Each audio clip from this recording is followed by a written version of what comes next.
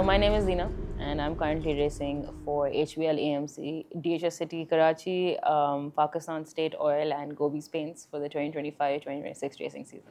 When was the first time you saw motorsport and thought, I want to do that? My dad took me to a rally in 2014, 2013, Janmagzi. I was 8, 9, 12, God knows, something at the time. Old enough to comprehend the world around me. And he was there at the start line. And there's a very iconic picture of him at the starting point, and then there's me, yay big, looking at him and saying, "Good luck for your rally," which, you compare that parallel to him as my navigator 10, 12 years later. Racing is just one of the fields which I chose that if we're into it, we'll do it to be successful, right? So when I see something, I have a bit of the way that insight to my mind is when I see something, I analyze it, right? And then I ask myself, what will it take for me to reach the pinnacle of this? Did it ever feel impossible growing up in Pakistan? Paradoxically, right, my biggest disadvantage is also my biggest strength. I'm a Pakistani female. I race in a male dominated environment. I'm surrounded by, to an extent, insecure men, right? Insecure uncles, 40, 50-year-olds. So I just never thought I couldn't do it. But again, being Pakistani and coming from this environment is actually one of my biggest strengths when I compete internationally. Did people around you think it was just a phase that you were going through? Oh, I want to do this, and this is what I want to pursue. I wouldn't know. I mean, the only people whose opinion matters is either you've raised me or you've trained me. Other than that, I don't need to listen to anything that you say because you don't know who I am, and whatever your opinion of me is through probably rose-colored glasses or black-colored glasses or anything else like that, right? It's very as an athlete, I've realized it's very important who you take advice from. If I see a person and I want to be nothing like them, why would I take their advice? They will only get me as far as they have been. And if that's something I don't want to do, I don't want to be, take their advice. Call it arrogance, call it protection, call it being wise. The kids will call it arrogance, the adults will call it wise, wise beyond her years.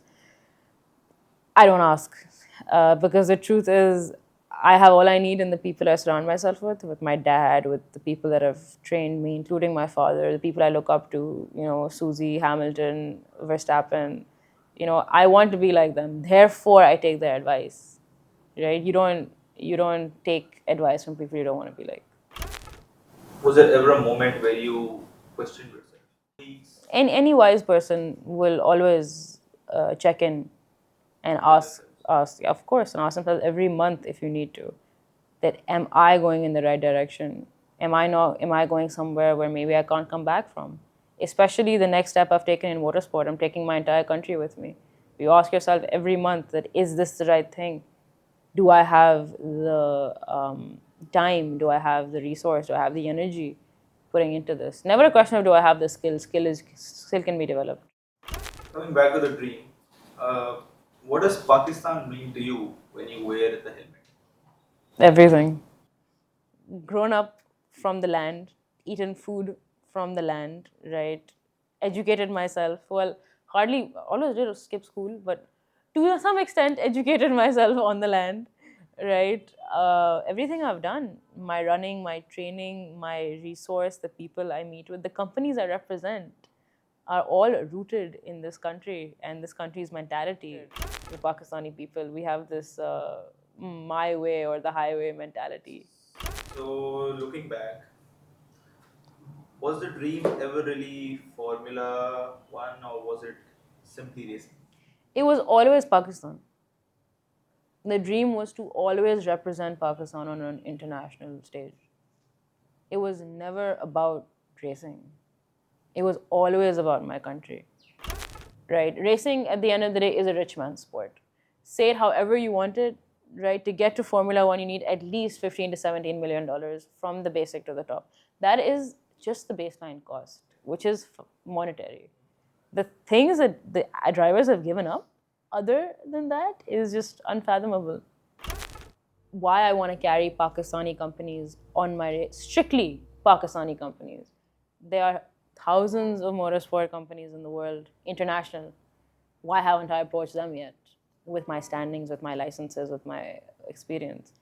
I want to represent Pakistani companies. I want to show the world that Pakistan has as good, if not better, companies that run. The basis of the entire economy is built in Pakistan. These are Pakistani companies built from the ground up by our talent, by our culture, by our people. This is the way that I see it, right? If Pakistan can produce a motorsport athlete at one of the most expensive sports in the world, right? You've given the country a fighting chance. So when you ask me, was the dream racing? It was never about racing, it was always about Pakistan. When did you stop feeling like someone trying to enter motorsport and start feeling like you truly belonged? The day I walked into it. Everything in life, for me at least, is data, is math, is performance metrics. Simple questions: how fast do you take a turn? How much time do you waste skidding on a turn? How much time do you waste oversteer, understeer? What's your fastest speed on the back straight? How, to what angle or to what degree do you control the suspension when it's bouncing extra? It's all data. And the closer you get to the pinnacle of a perfect lap, geometrically a perfect lap, right, is the closest you can ever get in racing. Racing is physics at the end of the day. Call it how you want, call it glamorous, it's all physics. So, rally, drifting, and circuit racing, they all demand something different. Which discipline has shaped you the most? Drifting and karting, definitely, Elaborate. both of them. I spent 32 days of duration, 6 hours a day on the racing sim, learning how to do a donut, a single donut, because my entire basis of motorsport is rally. And in rally, if your RPM rises above a certain 1,000, you're damaging your engine. You can't afford that. In drifting, you have to stay on the red line. Just that mental shift. I was like, dude, I remember my first ever drifting lesson. I told Fahad, the boy that brought me into drifting, I got a random Instagram message. This is the story, by the way, of how Dina got into drifting. Fahad Ali Aga is a drifter. And in my opinion, he's one of, aka Fadi, he is one of the best drifters in the country. Give him the resource that these apparent top drifters have, they won't be at the top any longer. He left me a DM on Instagram saying, "Hey bro, I want to get a female into drifting. And you are the only one that I can confidently say that because you're a rally driver, you'd be able to do it." I was like, you know what? Okay.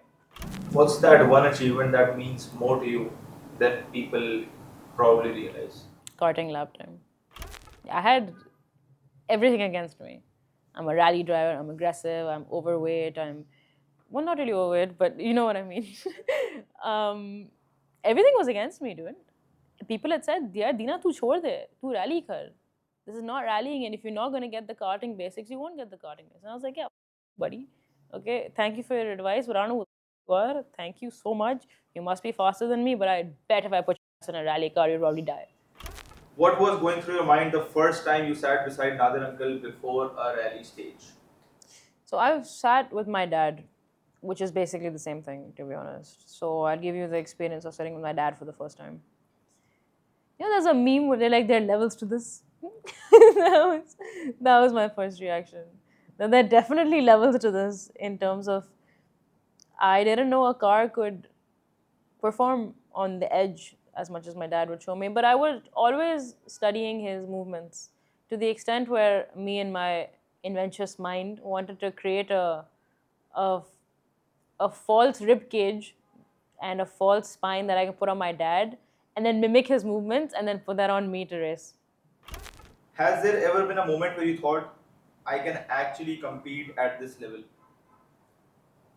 All the time. I wouldn't enter the game if I didn't think I could compete at that level. What's the hardest part of this journey that nobody ever films or talks about? The work that goes into being a racer, and a lot of kids in Formula 2, Formula 1, Formula 3, 4, F1 Academy as well will understand that we never really had a childhood because we were so busy chasing the top of the mountain that instead of going to the park, we'd go to the sim studio. And instead of the kids are like, oh, I want to sleep today or I want to relax today, we'd be at the gym working on ourselves. Do you ever feel like you're carrying expectations bigger than yourself? No, that's my one problem. I already see myself as at the top of the mountain. There is nowhere else to go. There is no falling short of that. Other people's expectations is 110% other people's problems, right? As I said, value added. What is the value added, right? If I have Verstappen tell me, Dina, I feel like you're off pace. Sir aankhon pe, bro, because you know what you're talking about. If I have somebody who hasn't driven a car in their life tell me, oh, this is done wrong. Okay, honey, whatever you say. So, who do you become after a bad race? A monster. What do you do? I cut myself off from society, right? And my relationships have suffered tremendously for it to the extent where I forget that I have relationships. I cut myself off from everybody because I thought it was a performance issue, like a personal issue. It wasn't, it was the car. I slowly realized that. But if I feel like I haven't performed, for example, when I was going for my karting record, 6 months, I deactivated my WhatsApp. I deleted my Instagram. I stayed off the grid until I made that 33. And when I reactivated it, it was to post that I'd broken the record. So everyone was like, okay, she's back and she's broken the record, right? Yeah, that's who I become after I don't perform well. Not after I lose a race. No. After I don't perform well. What's the loneliest moment you've experienced in motorsport? No such thing as loneliness. Humans are so complete within themselves. What do we need to make us feel complete? We're entire universes within ourselves. What does Formula racing represent to you, and who is your inspiration? As mentioned earlier as well, Formula One is one of the most competitive motorsports in the world. You know how many kids try for Formula One? You know how many kids want to be F1 racers? You know how many people make it? 22. We're talking about 22 racers in the entire 9 billion population. I don't even know what percentage that is, to be honest. Won't even fit in the calculator with that kind of percentage, right? Formula racing does and will always mean that Pakistan has a spot in the global rankings in the world. And it has always meant that. This land, this culture, this hospitality, this mindset can cultivate a product that will sit on the top step in the world. That's what it's meant, and that's what it'll always mean. If everything goes according to plan, inshallah, When everything goes according to plan. where does this road end for you? F1 Academy World Championship. And after we have those credentials, after I gain that experience, after I make those connections, we come back and we start training females, Pakistani females that want to go down the same path. If a young Pakistani girl watches this interview today, what do you hope she never has to hear that you did? That I didn't make it. I gave up. I hope she never hears that I gave up or that I didn't make it, because it would set my entire country back decades. That, okay, a female tried, and then what? Same question we ask ourselves. We have racers in Formula racing too, by the way, might I add, but then what? Right?